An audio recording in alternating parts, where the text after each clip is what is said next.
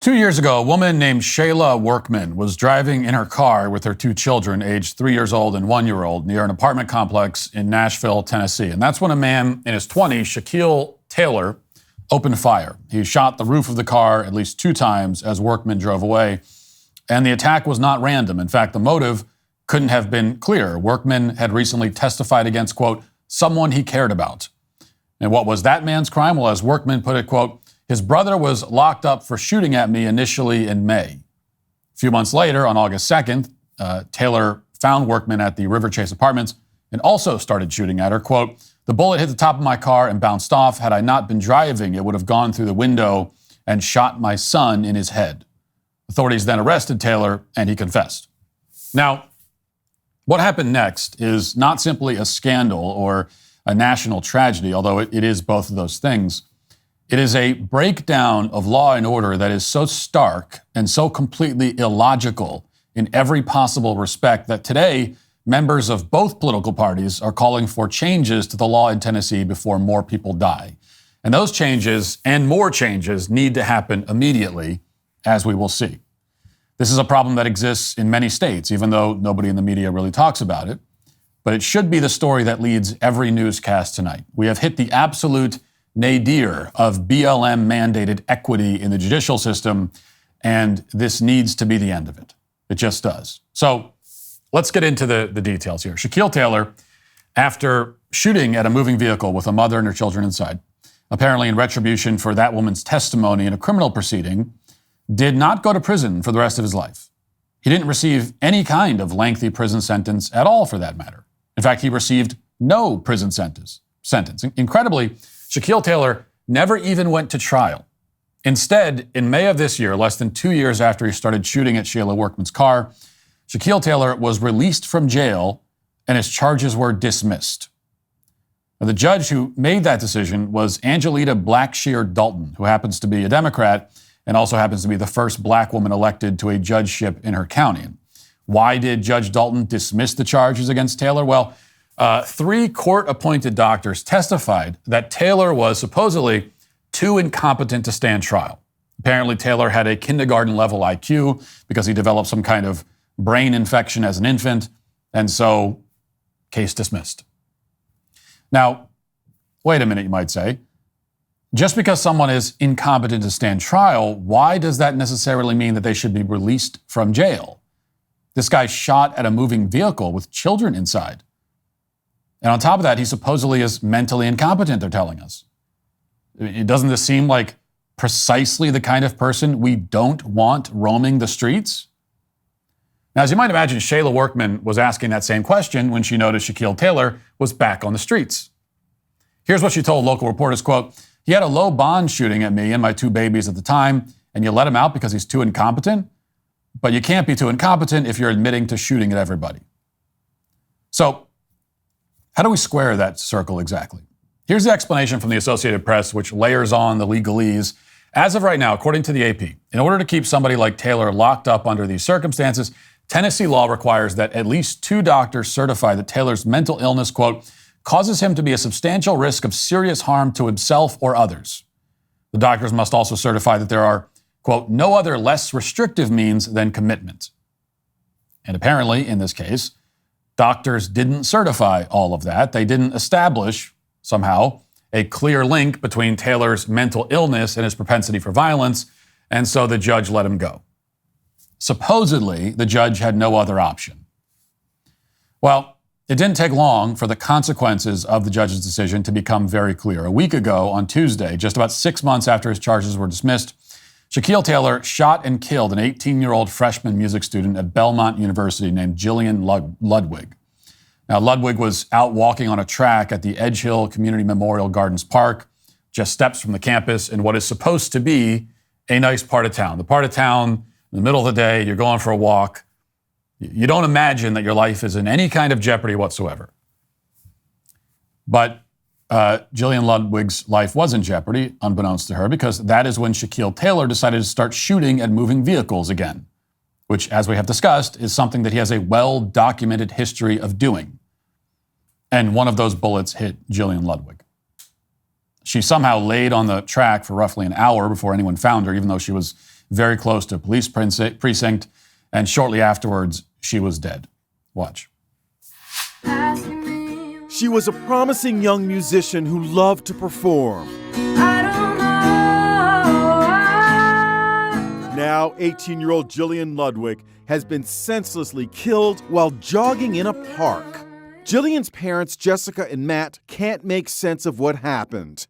Just a few months ago, Jillian moved from her New Jersey home to Nashville to study music business at Belmont University. What kind of world do we live in where a girl just taking a jog on a sunny day is in life-threatening danger by a man who should not have been on the streets? Jillian was killed when a stray bullet hit her in the head just off campus. She died 2 days later in the hospital. Police say the shot was fired by this man, 29-year-old Shaquille Taylor. Surveillance video shows the suspect opening fire on a passing car. What's angering Jillian's parents is the fact that just last April, he was arrested for shooting at a woman and her 2 kids. But the charges were dropped after he was deemed incompetent to stand trial.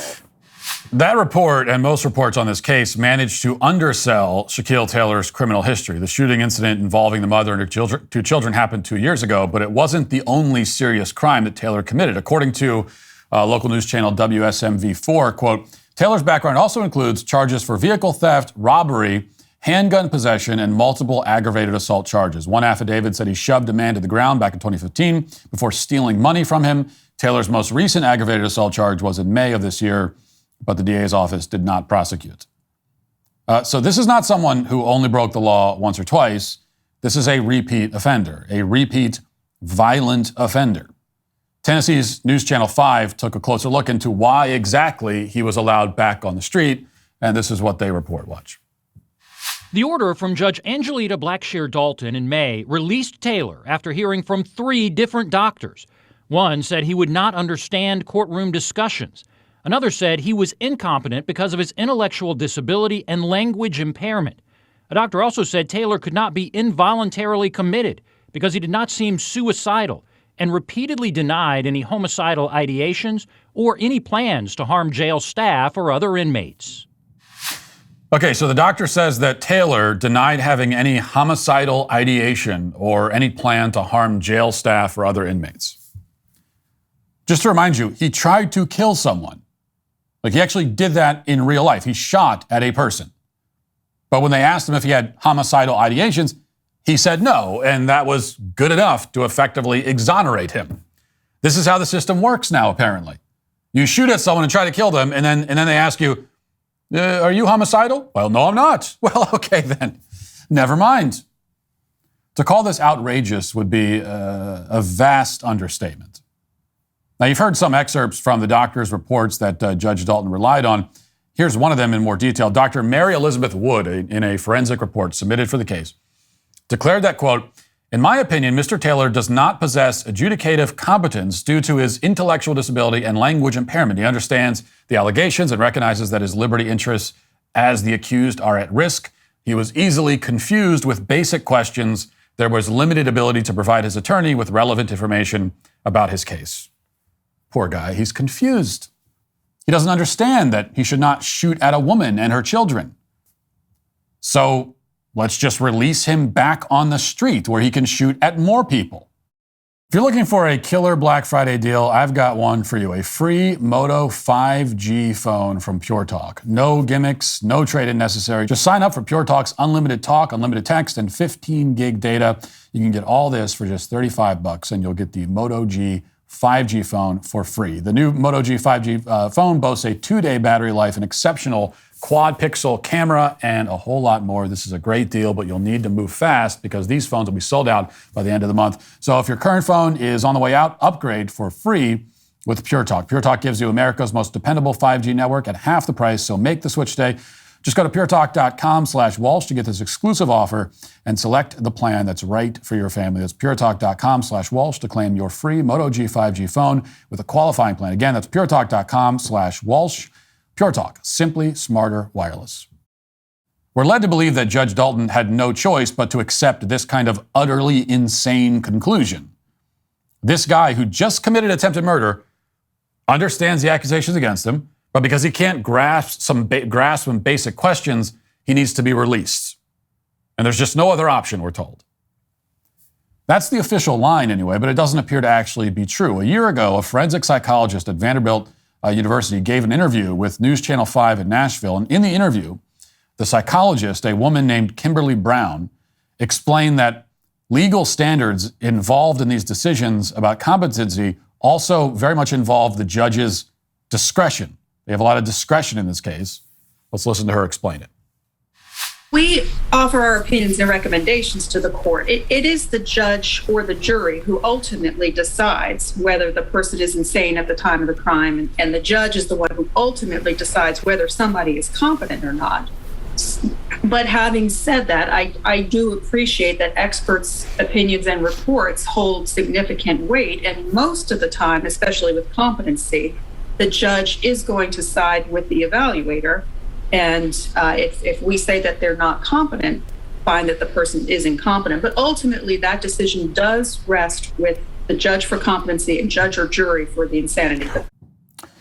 Well, that makes a little more sense. According to this psychologist, the medical experts give their opinions about whether a defendant is competent or not to stand trial. And although it's not stated in that clip, those same medical experts also make a determination about whether or not the defendant poses a risk to the community. But ultimately, those medical experts do not dictate what the judge can do. Judges under the law in the state of Tennessee have some discretion. Could that be related to the problem here? Well, let's see. Judges in Nashville, like judges in so many other urban centers, happen to be committed leftists who are mainly interested in equity. Dalton is no exception. As I mentioned, she's a Democrat. She also recently headlined events about empowering women and increasing, quote, diversity in the profession. And as it turns out, her ruling on Shaquille Taylor isn't remotely consistent with the rulings of other judges who have accepted guilty pleas from this same guy recently. Watch. We took a look at the rest of his criminal history and found 2 cases in which he was charged with assault and contributing to the delinquency of a minor. And in those cases, he was able to plead guilty to lesser charges. So we're now looking into how Taylor was able to plead guilty several times in the past, but later deemed mentally incompetent. Okay, so did you catch that? If you pull up Taylor's rap sheet, which dates back to 2015, you'll find that he's pled guilty to several serious felonies, including assault, contributing to the delinquency of a minor, and other felonies as well. Those felonies were adjudicated back in 2016. Judge Dalton was not the judge in either of those cases. As far as I can tell from public records, one of those cases was handled by Judge Samuel Coleman. The other was handled by Judge Casey Moreland. Both of those judges are Democrats as well. But in neither of those cases was Taylor determined to be incapacitated. So his guilty plea took effect. Now, to be clear, Taylor was supposedly disabled from birth due to an infection when he was born. So there's no conceivable reason to think that he suddenly developed a disability in 2023 that he didn't have in 2016. The only possible way to explain this discrepancy is that the standard that's operative in these cases is subjective to the point of incoherence. So criminals like Shaquille Taylor can go in front of some leftist judge who cares about equity and then get out of jail with no punishment, even while other judges have already determined that he is competent enough to accept guilty pleas multiple times during his lengthy career as a criminal. Speaking of that career, just a few weeks ago, on September 21st, Taylor was arrested in a grocery store parking lot. This is a whole other crime we're talking about now, just to be clear. And in this crime, he was arrested in a grocery store parking lot driving a Ford F-150 that had been carjacked a couple days earlier. Prosecutors charged him with felony auto theft, but then a judge let him out of jail on just a $20,000 bond. This is after he shot at the mother in her car and after he was caught in the stolen F-150. Of course, Taylor then missed his court appearance and went on to kill a college freshman. So the point here is that, the system, they didn't just let Taylor slip through the cracks. No, the system went out of its way again and again and again to ensure that this violent scumbag got back onto the streets as quickly as possible. These are not people slipping through the cracks. They are pushed through the cracks. They are guided through the cracks.